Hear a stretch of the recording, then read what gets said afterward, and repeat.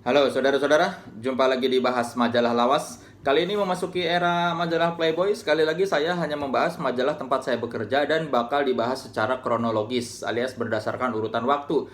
Kemarin edisi perdana Playboy, sekarang edisi kedua Playboy yang langsung lompat ke bulan Juni, dari April ke Juni. Karena bulan Mei kami tidak terbit, ya tahu sendirilah, ada demo segala macem, sebagian redaksi harus pindah ke Bali. Jadi ini majalah majalah bulanan yang terbit kadang sebulan sekali, kadang 2 bulan sekali. Jadi dari April langsung ke Juni. Jadi kalau di luar negeri ada Miss April, Miss May, Miss June, di Indonesia cuma ada Miss April langsung ke Miss June. Ya, Playboy Entertainment for Men sempat diambil tagline-nya oleh majalah populer ya, waktu majalah Playboy Indonesia, tapi ketika majalah Playboy Indonesia masuk akhirnya populer menghilangkan tagline Entertainment for Men-nya ya, karena yang punya adalah Playboy. Mungkin akhirnya nggak enak karena ternyata ada yang beneran yang datang gitu. Ini edisi Juni banyak halaman kosong yang ditulis. Halaman kosong ini didedikasikan untuk klien-klien loyal kami yang diancam karena memasang iklan di majalah ini. Halaman ini milik produk rokok. Halaman ini milik produk telepon selular. Jadi waktu awal marketing gathering memang terlihat menggembirakan karena banyak yang ingin memasang iklan.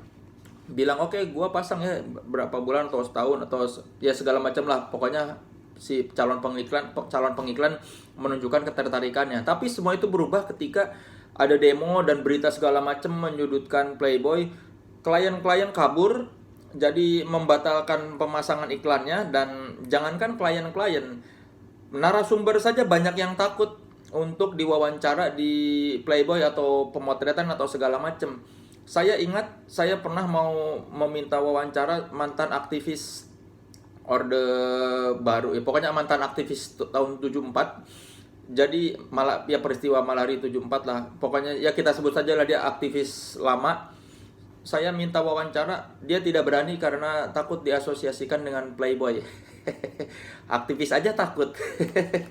Apalagi artis-artis biasa. Banyak yang seperti itu. Akhirnya kami kesulitan kadang-kadang untuk mencari narasumber, atau ya jangankan model-model, narasumber yang biasa aja banyak yang takut, apalagi cewek-cewek. Jadi model-model atau artis-artis perempuan yang mau difoto atau diwawancara buat Playboy ini karena kedekatan dan mungkin karena mereka tidak takut oleh anggapan publik ya.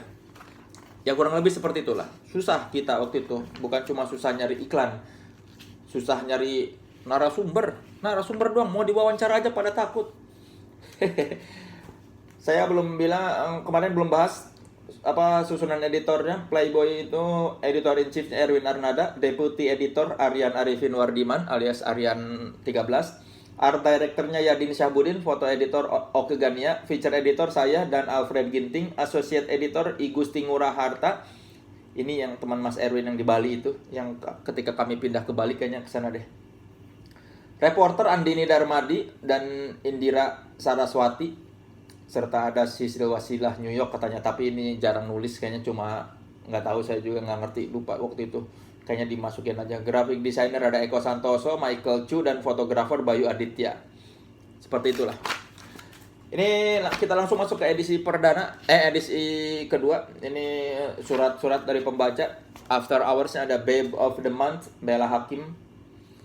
Ini biasanya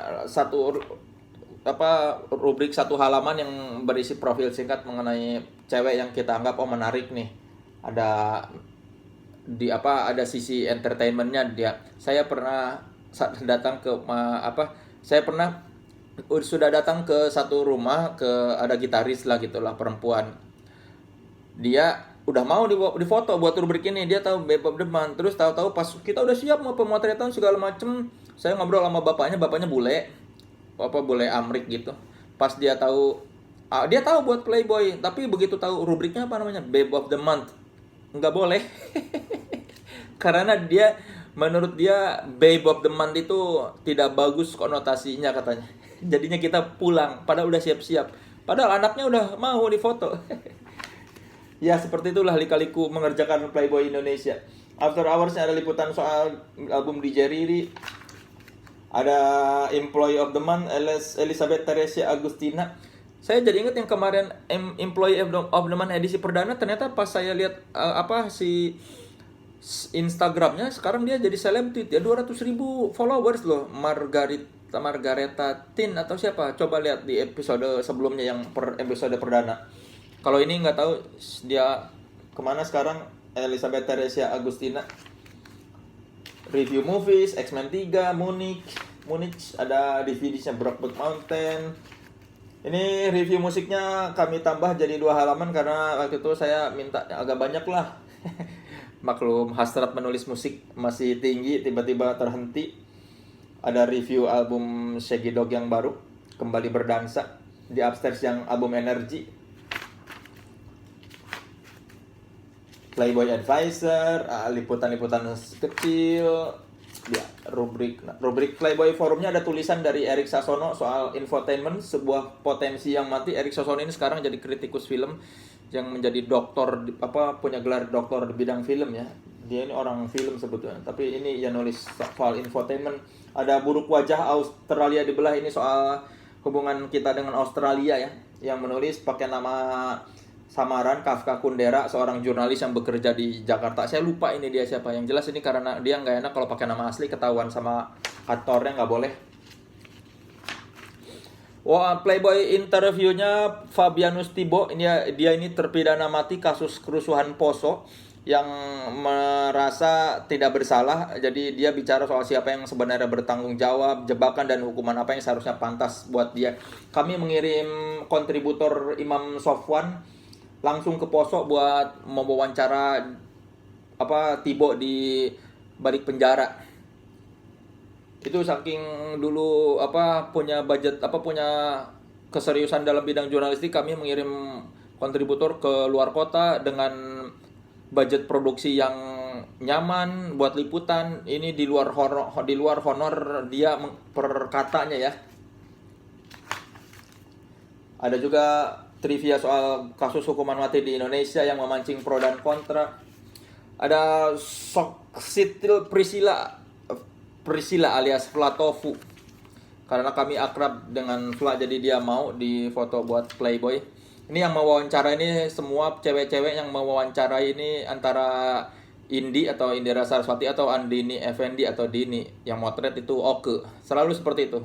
Saya tidak pernah mewawancara cewek-cewek itu karena saya ada reporter ya, kenapa harus saya wawancara? Ada fiksi yang nulis ini Astrid Reza ya, judulnya Pengakuan.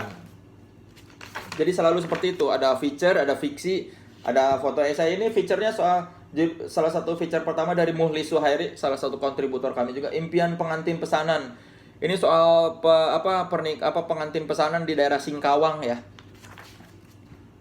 Lagi-lagi kami mendapatkan kontributor ini dari jaringan Yayasan Pantau yang memang punya ketertarik, yang punya kekhususan di bidang jurnalistik. Yayasan Pantau itu mereka juga mengadakan pelatihan jurnalistik, penulisan mendalam. Silakan lihat aja di Instagramnya Andreas Harsono suka ada, atau di Twitternya Andreas Harsono suka ada info soal pelatihan penulisan mendalam.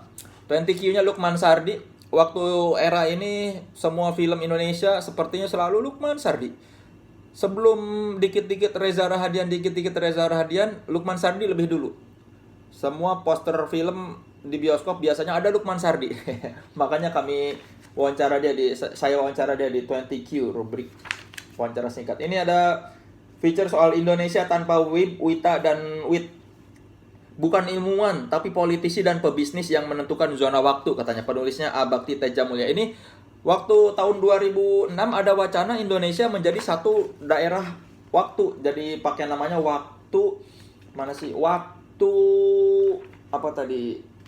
Waktu Kesatuan Indonesia. Apa sih yang diusulkan tuh tadi, sebentar. Saya lupa tadi mana dia. Ada usulan namanya waktu. Jadi intinya kalau kita punya satu waktu, tidak dibagi tiga waktu Indonesia bagian itu, semuanya akan lebih menguntungkan katanya secara ekonomi dan apa politik, pokoknya intinya apa yang membagi-bagi waktu ini bukan ilmuwan tapi politisi. Mana tadi ada usulannya tuh, ini tahun segini ada usulan tapi ternyata tidak berkembang lebih lanjut karena mungkin usulannya ditolak. Mana sih tadi saya baca, lupa nih waktu, jadi dragging begini, harusnya tadi ditandain waktu, mana waktu. Ini waktu terbuang gara-gara saya mencari tahu soal nama waktu saja. Ya intinya seperti itu. Sempat ada usulan bahwa Indonesia di satu zona waktu aja, tidak usah dibagi-bagi. Jadi karena akan akan membuat segalanya jadi lebih mudah dan tidak terbagi-bagi menjadi 3 seperti sekarang. Katanya seperti itu kata para ahli yang di sini. Tapi ya ternyata mungkin tidak disetujui karena ya saya tidak mengerti lah, mungkin argumen di sini belum terlalu masuk atau mungkin ribet juga. Tidak ketemu saudara-saudara, mohon maaf. Pokoknya itu sempat ada usulan membagi Indonesia jadi satu waktu. Ini ada feature-nya soal foto esainya soal penari campur sari, penyanyi campur sari ya, seniman campur sari. Feature dari Anton Muhajir, kontributor Bali. Identitas dalam semangkuk bakso. Ini liputan soal bakso babi ya, bakso babi di Bali yang katanya pedagangnya waktu itu kalau dia jual bakso sapi keuntungannya bisa 50.000 sehari. Begitu dia jual bakso babi dia bisa 100.000 sehari keuntungannya katanya. Ini zaman dulu orang masih malah giat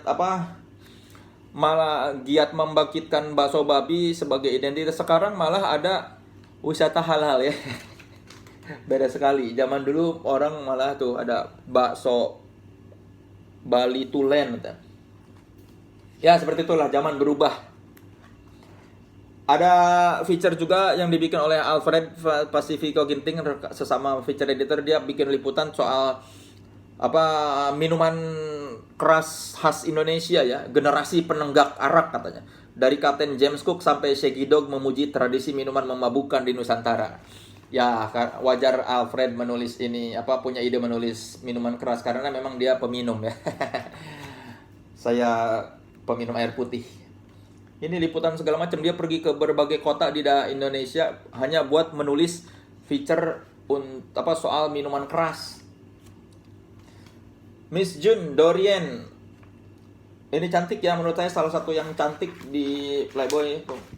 Si Paymet kadang-kadang ada yang tidak cantik soalnya kalau kata saya. Maaf Pak, nih. Centerfold-nya ini. Oh, centerfold, saya ingat kemarin lupa namanya apa itu centerfold. Ada juga liputan soal di Kamboja, hidup bersama ranjau Kamboja katanya. Perang telah lama usai di bumi Kamboja, tapi perang melelahkan melawan ranjau darat masih panjang. Jadi banyak ranjau-ranjau yang tersisa bekas perang ya. Ini yang menulis kontributor kami, Ian White namanya, bule. Ada Joanna Alexandra, pemotretan di sini. Kasih foto-foto yang sengaja, memang kehalangan auratnya nggak terlalu menonjol.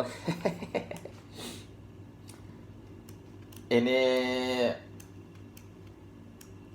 biasalah fashion. Dan terakhir ada feature dari Agus Sopyan, almarhum Agus Sopyan. Dia bikin feature soal maut di pagi hari. Ini dia bikin profile soal pria bernama Hanafiah yang pensiunan tentara tuh, Hanafiah. Dia bercerita soal berapa kali Pak Hanafiah ini nyaris mati dari zaman perang sampai dia tugas di Aceh segala macam. Intinya ini kalau baca feature ini seperti membaca cerita perang. Keren sekali Agus Sopyan menulisnya. Ya seperti itulah feature-feature dan pemotretan foto-foto yang ada di Playboy kali ini. Dan ini ada teaser buat Miss July. Nah, gitu. Terima kasih. Sampai jumpa. Dah.